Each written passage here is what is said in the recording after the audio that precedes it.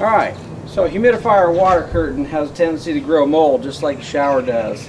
So we're going to use a mold and mildew cleaner, and we're going to clean this guy out of all mold and mildew and of all calcium deposits left behind as water evaporates off of it.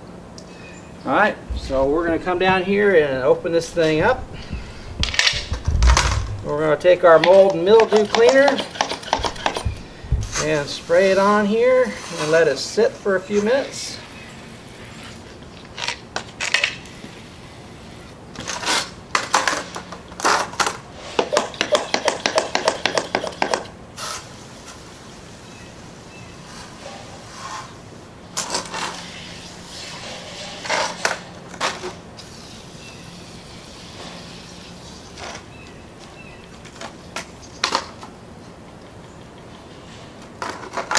Alright, we're going to let that soak in and start dissolving all those particulates in mold and mildew, then we're going to wash it off.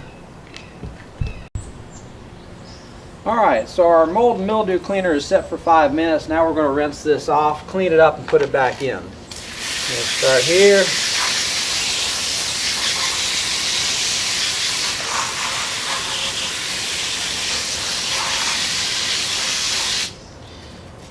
And we're going to move to our water curtain itself.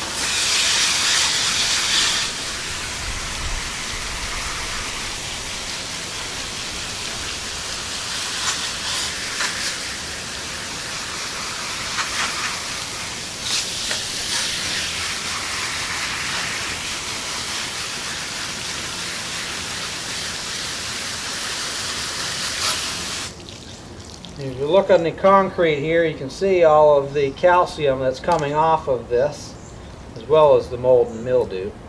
We're going to clean this up real good, and we're going to put it back in, and we're going to move on to the furnace.